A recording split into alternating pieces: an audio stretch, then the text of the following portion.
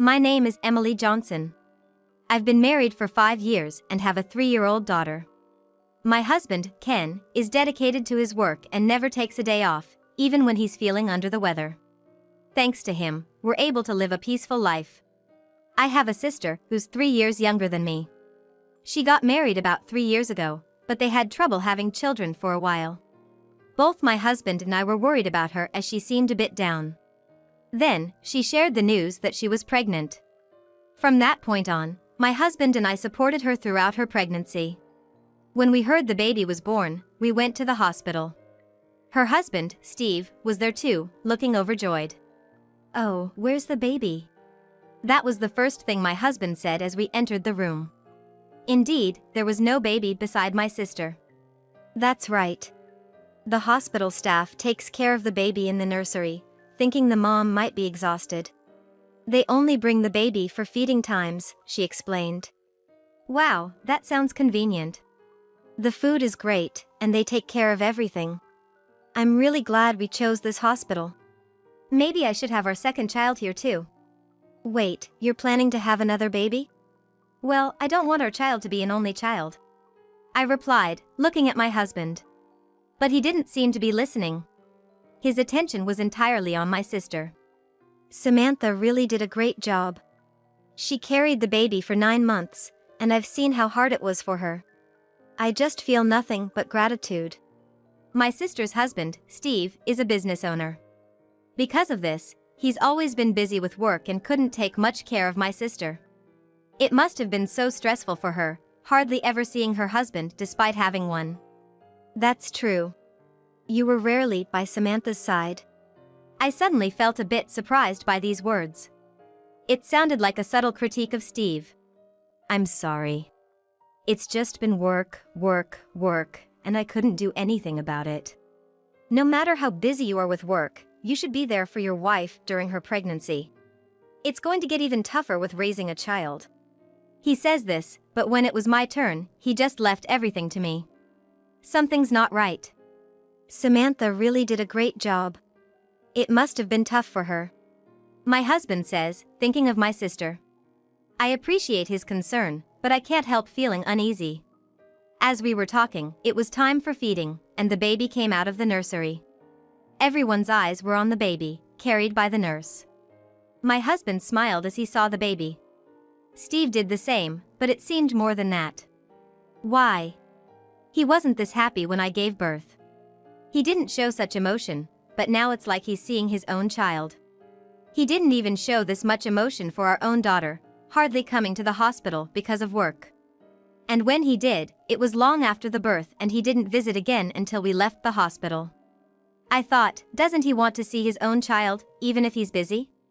While other moms had dads coming by every day, taking pictures of the kids and laughing together, in our house, that kind of scene was completely absent. But what about my husband now? He's acting almost like a husband to Samantha. Taking Steve's place even though Steve is right there. While watching my husband, I remembered something. It started long before I knew Samantha was pregnant. When Steve said he had to work late, so did my husband, and when Steve went on a business trip, so did my husband, always coincidentally at the same time. When both of our husbands were away on business trips, I suggested going out with Samantha, but she always declined, saying she was busy. Maybe she wanted to spend time chatting with friends without her husband around? I thought so. But my husband was unusually kind to me during these times. He would bring home sweets he normally wouldn't buy, and if I said my shoulders were sore, he would massage them. But it never went beyond a shoulder rub. I dismissed my suspicions as overthinking. But seeing the two of them in front of me brought them back. I kept repeating in my mind that something was off. Isn't he drinking well? My husband said.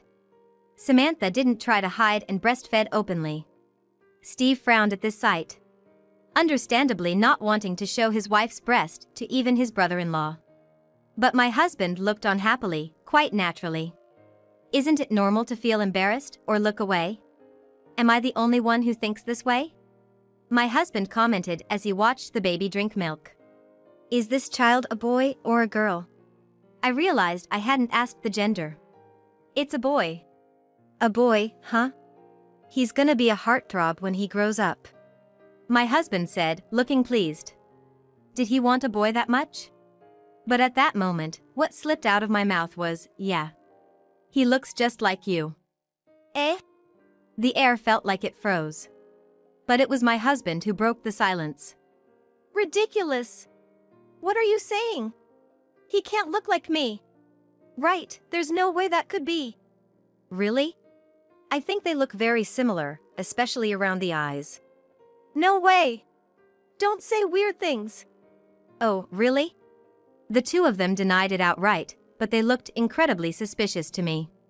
Steve looked even more intently at the child's face, clearly deep in thought. After that, my husband's late returns continued. You're late often. What are you doing out there? With nothing but suspicion, I asked him. And he answered without any guilt.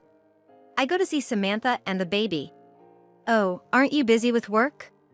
Yeah, I am. And you still find time to go there? You never helped with our child, always saying you had work. Our child is a girl. Samantha's is a boy. That's a big difference. He goes there because it's a boy? That's a strange reason. Aren't you tiring Samantha out by visiting so often? No way. She's always happy to see me. That Samantha? Don't speak ill of Samantha. My husband got surprisingly defensive. Still, I thought he wouldn't visit as often once Samantha was discharged. But that wasn't the case. He apparently went there almost every day. Did you go to see Samantha's baby again today? Yeah, I have to see him every day. They grow up so fast at this stage. But you never showed such interest in our own child's growth. Well, even if it's not my kid, it's my sister-in-law's, so it's natural to be interested. You're the weird one for not wanting to see him. Really? I still think you're going too often. Are you jealous? That's pathetic. It's strange not to want to see a child that my sister-in-law struggled to give birth to. As he justified his actions, I couldn't help but lose trust in him when I saw lipstick on his shirt and his pants worn inside out. He's cheating, isn't he? But who with? Is he saying he's going to Samantha's but meeting another woman? Or is the affair with Samantha herself? No, he couldn't be that monstrous, could he? Every angle I consider always leads back to suspicion about Samantha. I felt like I was losing my mind. That's when I got a call from Steve, Samantha's husband. Hey, Emily, can we talk? I need some time with you. His voice sounded serious, so I went to the agreed-upon place. Sorry to make you come all this way. I thought it would be bad if Ken were at your place. So, does Steve also have the same suspicions as me? The thing is, there's something odd about Samantha. Not just her, but Ken too. Ken too? What do you mean? Well, it's been happening since she was in the hospital, but after she got discharged, Ken's been coming over to our house. Every time I get home, he's there. At first, I was happy thinking he really cared for our child, but it feels like more than that. Like what? When I get home, I can feel a momentary distance between them, a kind of forced aloofness. I asked Samantha why Ken comes over every day, and she says it's just to see the baby. But when I follow Ken's gaze, it always lands on Samantha. I wouldn't mind if he really just loved the child and came to visit, but it doesn't feel that way. So Steve noticed too. I just listened without responding as Steve continued. Recently, he even comes over on days when I'm off work. I didn't know that. I had assumed Ken was working on weekends. And when I'm not looking, well, you know. I understand what he means. He's so good with the baby. I thought it's because he's experienced as a father. But the truth is, Ken has never changed a diaper. Or even fed our child a bottle. He'd make a face if I asked. But the other day, I overheard their conversation when I went to another room. It seemed like Ken was changing the diaper but did it wrong. No, not like that. You're so clumsy. Sorry, Samantha, I'll get better at this. Their voices sounded too intimate. They must be in a relationship. I hate to think this as a man, but I can't shake off the suspicion. Do you feel the same, Emily? How could I not? I'm pretty sure your hunch is right, but without proof, there's no point in suspecting. Yeah, I guess so. So why not hire a detective? I'll pay half. A detective? Yeah. Let them investigate, and if they find nothing, that's fine. Sounds good. So we hired a detective to gather evidence of their affair. About a week later, a large envelope arrived from the detective agency. The contents were as expected. I was so unsurprised that I just thought, bingo. But now, there's a lot I need to do. I immediately contacted Steve and set a plan in motion. Then, a week later, on a weekend, I visited Samantha's house with Ken. Emily, did you come to see the baby? That's rare.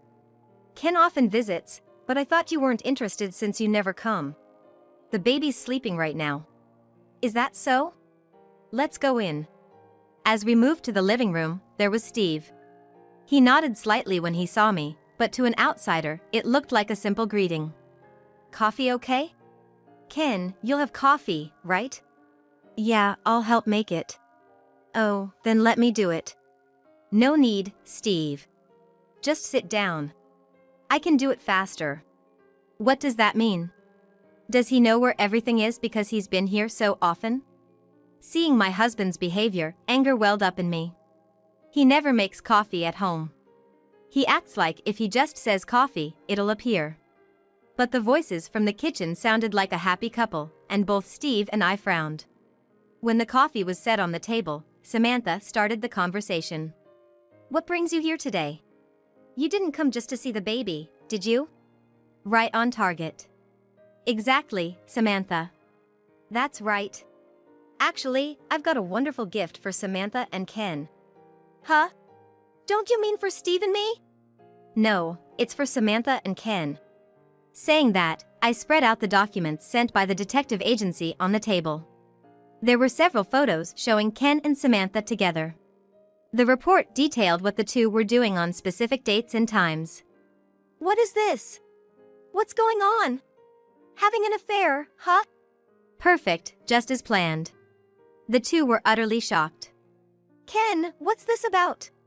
Well, it's just... I thought Ken would confess right away. We're just getting along as in-laws. What's wrong with that? No, the problem is the way you're getting along. The photos clearly show intimate scenes, like leaning on each other's shoulders or embracing. Just look. In this photo, we're just leaning in to look at the baby. And here, it looks like we're hugging, but really... Oh yeah, a cockroach scared Samantha, so she clung to me. Such blatant lies. With all these photos, how could he expect anyone to believe these stories? And why would you do such an investigation? Don't you trust your own brother and sister?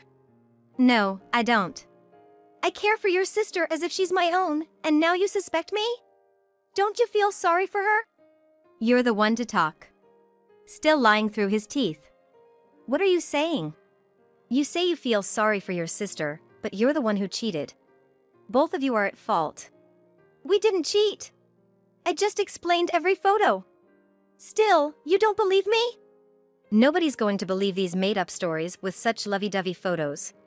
Whether you believe it or not is up to you, but are you trying to ruin your sister-in-law's marriage? Ken said this with a triumphant look, but Steve, finally losing his temper, pulled out an envelope labeled DNA test results. I also suspected you and Samantha. That's why I prepared this evidence. I was going to seal it if you admitted it, but now it seems unnecessary. A DNA test? You don't believe it's your own child? Ken's face turned pale. That's his cornered look. Samantha, meanwhile, looked down, clearly understanding the gravity of the situation. We tested the baby's sample and a toothpick Ken used at home. And here are the results. It read 99.9% probability of parentage. This means, Ken, you're the father. That's strange. I thought so. Ken visits the baby every day, but when his own child was born, he chose work over the baby, hanging out with friends instead. But now he visits Samantha every day. It seems more like he wants to flirt with Samantha than see the baby. No! This is unbelievable! Despite the evidence, Ken still denied it. I have a family I love. There's no way I'd get involved with my sister-in-law. What? Where is this loving family you speak of? Emily. It feels like years since you've called me by my name. I love only you. There's no way I would cheat. Are you really going to believe this piece of paper over my words? I will believe it. I'd rather trust the power of science than the words of a crappy man. If anyone believes the words of such a man over this, that's truly unbelievable. Who are you calling crappy? No, that's not it. I really love you. I have no interest in any other woman. That was when Samantha suddenly burst into tears. This is terrible. What's happening? Both Steve and I were shocked, and Ken seemed just as surprised. What's wrong? I love Ken, and he loves me. When I got pregnant, Ken was happy. He's been coming every day since the baby was born, and we've been in love every day. And now you choose your family over me. Samantha, we promised not to break up our families. Hey, Samantha, why did you do this with my husband? I've been struggling with not being able to have kids, and you and Ken were so kind to me. Ken came to my house almost every day. Steve was always busy, so Ken listened to my problems. I realized he was the one I could truly trust, and that's when I gave myself to him. Yeah. I was so happy. To have someone care so much about me, I ended up sleeping with him. Yeah, I got caught in the hands of such a crappy guy. Yeah. I thought it was wrong and wanted to break it off, but our physical compatibility was too good, and I couldn't do it. Samantha seemed almost pleased as she spoke. Ken, listening, looked smug. What's with these two? So, what are you planning to do now? I believe in separating marriage and love. I want to continue my married life with Steve while dating Ken. Are you a monkey? A dog? Just an animal? Even if she's my sister, I can't just agree with such a story. Just pure foolishness. And what about you, Ken? When I turned to Ken, he was smiling happily. Ken shared the same view. For me, it's just a physical relationship with Samantha. Since we have kids together, I don't mind if we don't have a marital life anymore. Why not continue this relationship without divorcing? Wouldn't that make us all happy? Unbelievable, are their heads filled with flowers? Or maggots? This level of selfishness is almost refreshing. Steve seemed to share a similar view, only able to sigh. I definitely can't continue this relationship. I'm going to divorce. Steve agreed. Yeah, same here. I can't live with such a bitch. I'm divorcing too. Bitch? What do you mean? Oops, sorry, that just slipped out. But seriously, it's unreasonable to raise Ken's child with the money I earned. So, divorce is the only option. So, Ken, you can do whatever you want. I thought they'd be satisfied with this, but they both vehemently objected. I have no intention of divorcing. Huh? How am I supposed to live if we divorce? There it is. The epitome of selfishness. But that's true, isn't it? My salary is peanuts.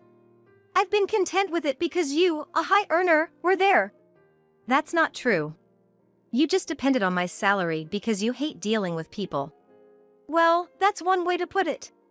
But if Samantha divorces Steve, her child will be fatherless. What are you talking about?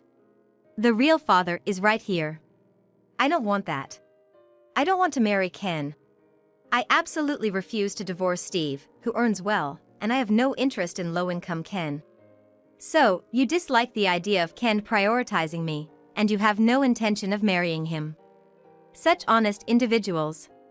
But I don't need to concern myself with the opinions of such self-centered people. I can't continue this relationship. Steve said that, placed the divorce papers on the table, and left the house. I did the same.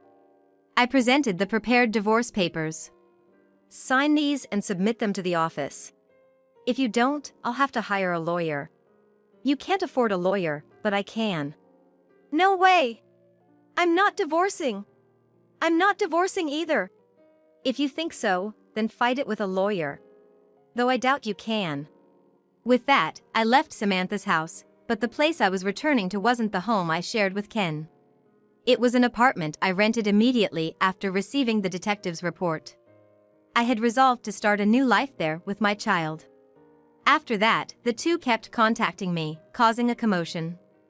Finally, I hired a lawyer, and realizing they couldn't do anything, they signed the divorce papers. They probably thought that by signing, everything would end, and there would be no claims for compensation. But it's not that simple. Since I was cheated on, I wanted them to feel the same or greater pain. So, I demanded alimony and child support from Ken and compensation from Samantha. They cried a lot, but I didn't care. Steve settled by agreeing not to claim alimony in exchange for not paying child support. However, that was only towards Samantha. He claimed compensation from Ken. Samantha, unable to pay the compensation I demanded, went crying to Ken. Ken confidently assured her he'd handle it. As a result, they ended up with a huge debt. I watched as they borrowed money for both compensations from a consumer finance company and paid it. But the borrowed money had to be repaid, and they were in a dire financial situation. After the divorce, the two naturally started living together. However, with a nursing child, Samantha claimed she couldn't work, and Ken was the sole breadwinner, leading to a very difficult life. They struggled even to afford milk and diapers, and Samantha often nagged Ken to find a higher-paying job. But Ken, poor at socializing, valued interpersonal relationships over a career change. "Get a part-time job if you're not going to switch jobs," Samantha would say to him daily. "If I start doing part-time work, won't it affect my day job? If things stay like this, I won't even be able to produce breast milk." "Then why don't you work?" "Emily, your sister, kept working even after having her child." "Don't compare me with my sister. I've decided not to work while my child is young. A mother's presence is what's best for them. But if we don't have money, what are we supposed to do? That's why you should work." Their nightly arguments led to complaints from the neighbors. Due to this, they were unable to repay the money borrowed from consumer finance, and it eventually led to legal troubles. Neither could afford a lawyer, so they both turned to their parents for help. However, both sets of parents agreed that since they stayed together even after an affair, they should resolve their issues themselves. The daily battles continue, filled only with anger and resentment. As for me, I hit it off with Steve, my sister's ex-husband. We became good confidants and eventually realized we needed each other. Our relationship naturally developed, and we're now nurturing our feelings for one another. My daughter has grown fond of Steve too, and I'm considering living together with him in the future.